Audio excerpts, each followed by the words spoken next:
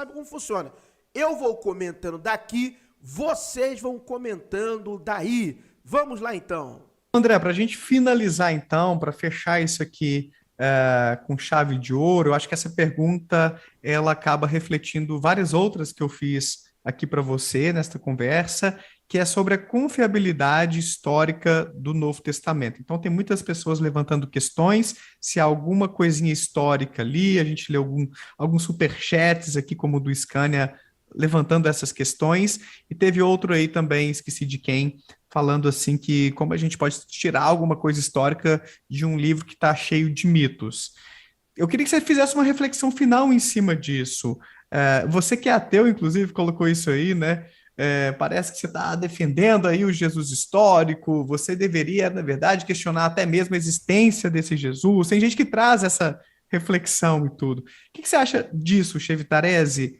A Bíblia é um livro que tem, então, componentes históricos e vale a pena esmiuçar ali, cavar alguma coisa para achar? O que te motiva nisso no final das contas aí? Porque a agenda religiosa não é. Você é ateu, né? Sim. Faz uma reflexão final em cima dessa pergunta longa aí. Então, esqueçam que nós estamos lendo Bíblia como documentos sagrados, entende? Nós estamos lendo documentação literária. A documentação literária pode ser constituída de textos sagrados, de textos não sagrados, pouco importa, porque não é essa a questão de fundo, não é? No caso da Bíblia, que é o nominativo plural grego, o que que nós temos? É um nominativo neutro aí, tá Bíblia, né? Você tem aí conjunto de livros, são livros. Esses livros precisam ser divididos em gêneros literários, para que a gente possa entender os objetivos pelo gênero literário do que cada autor queria escrever, do que cada autor queria produzir. Por exemplo, um autor que produz uma carta, de cara ele já está me dizendo o seguinte, quando eu leio um material paulino, uma carta, uma epístola é um documento particular, é a opinião do autor que está ali, não é? Um documento particular de circulação restrita. Se hoje uma carta de Paulo está na Bíblia, isso não invalida o princípio anterior. O gênero epistolário não é uma documentação pública. Eu escrevo uma carta para o Daniel. Ora, essa carta é um documento particular que tem uma autoria reconhecida, o André, que está confidenciando, por exemplo, coisas para o Daniel, porque ele confia no Daniel. Então, é um documento particular de circulação pública. Um escrito chamado Evangelho, não é? A priori tem se debatido muito, e com razão, se é um texto que sistematiza a visão de uma comunidade ou se o Evangelho sistematiza única e exclusivamente a opinião do autor do texto, sem ter qualquer relação com qualquer comunidade. Um autor produzindo um texto sobre alguma coisa que lhe interessava. Ele é suficientemente rico para ter meios e comprar, não é, esses materiais. Então, o gênero literário é que a gente tem que se preocupar, não é? E isso independe se é texto religioso ou não religioso. Mas, no nosso caso, não é, um evangelho é um texto religioso, mas o autor que escreveu não foi Deus. E o seu autor tinha os pés fincados na terra. Se tem os pés fincados na terra, ali nós temos o tempo e o espaço fixados. Por exemplo, eu pego um autor como o Evangelho de Marcos. Lá no capítulo 5, Jesus vai a Gadara. Gadara fica na Decápolis, fica no deserto da Síria. Ele lá se depara lá com uma situação de um endemoniado que tem dentro de si, não é, uma legião.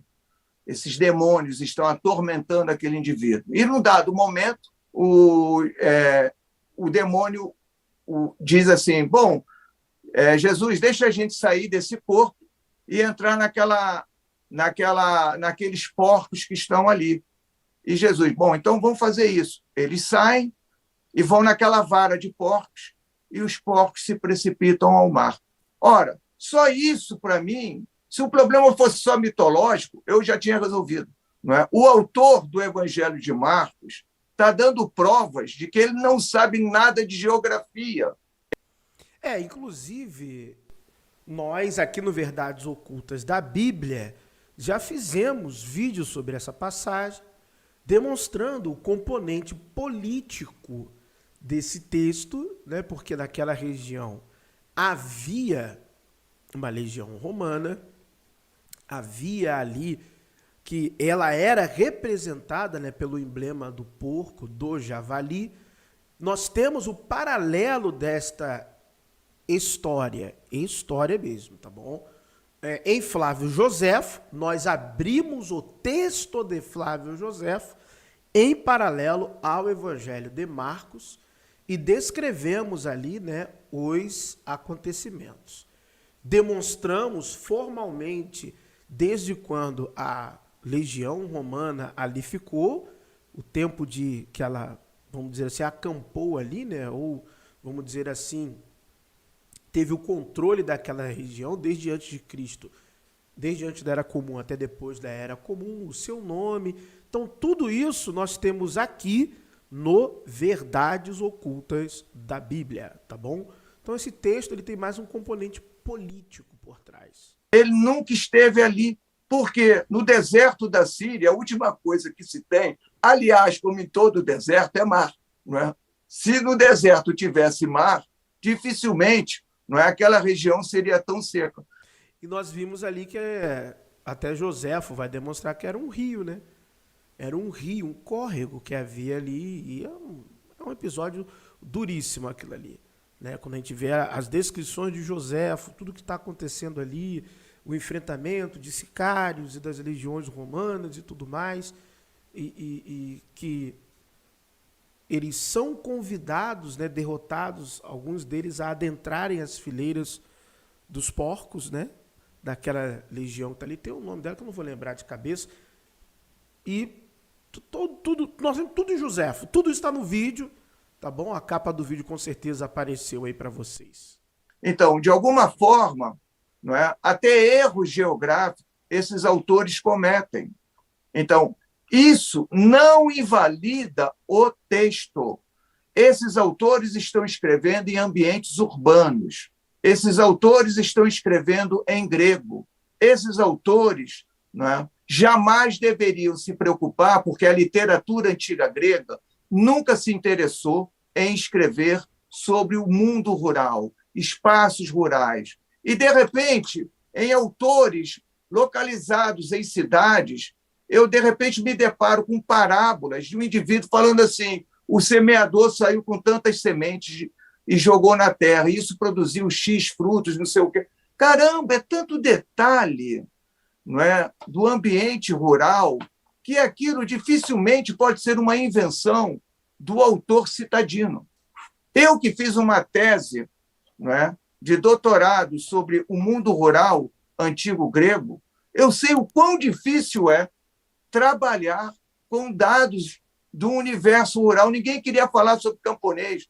Então, provavelmente, nós temos uma reminiscência muito importante aí que pode estar conectada com Jesus. Em suma, eu não quero tomar muito tempo, mas a galera que quiser me seguir, não é, me acompanhar, etc. e tal, desde que venha com respeito, chega. Agora, porra, caramba, né? Esse ateísmo religioso que me agride, eu digo, caramba, mas eu não estou do lado deles, não é? Os fundamentalistas religiosos cristãos, eu até entendo que me agridam, mas esses, não é? É um negócio maluco, é coisa de doido.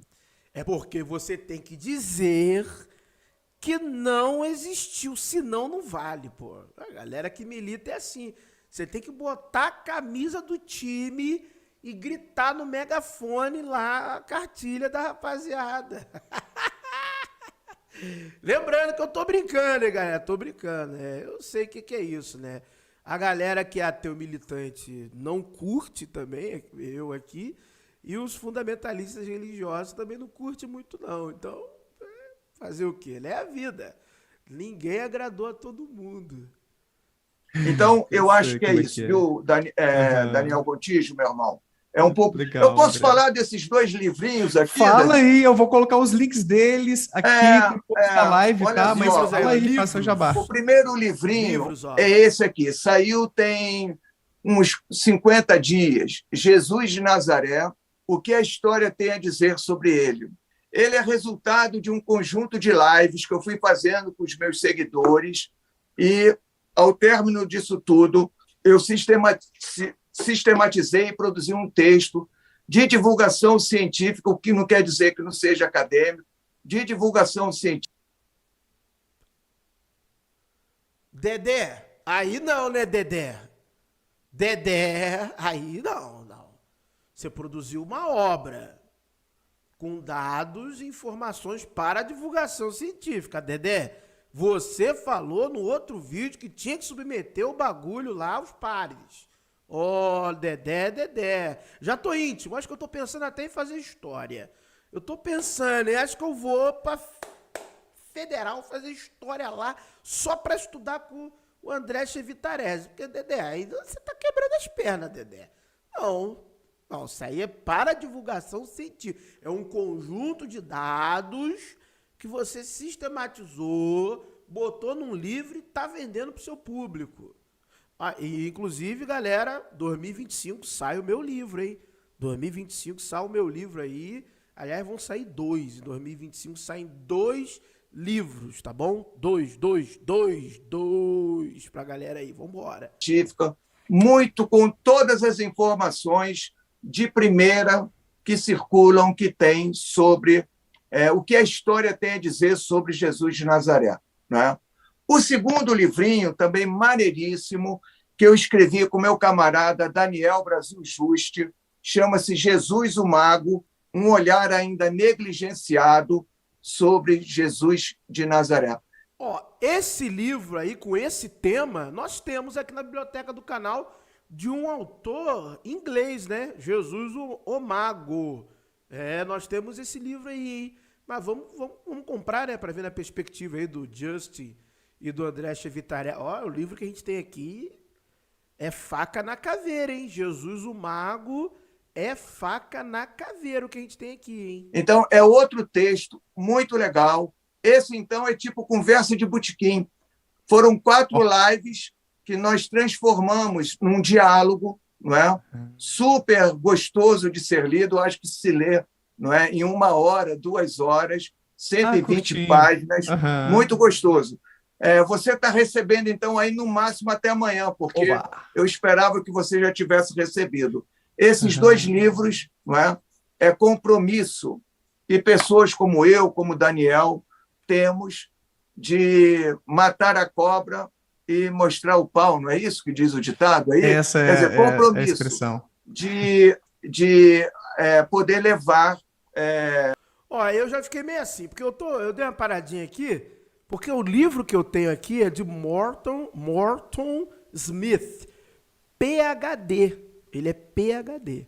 E ele também tem uma formação em Harvard, tá? Ele tem um doutorado em Harvard, PhD pela Debris University, doutorado em Harvard, e ele é professor de história na Columbia University. Então, e ele escreveu o livro Jesus the Magician, não sei pronunciar, mas seria Jesus o mágico, o magicista, um negócio assim, Então, tipo assim, não é conversa de botequim. Então, vou comprar o livro. O livro deve ser bom, mas eu tenho um aqui que é sinistro, hein?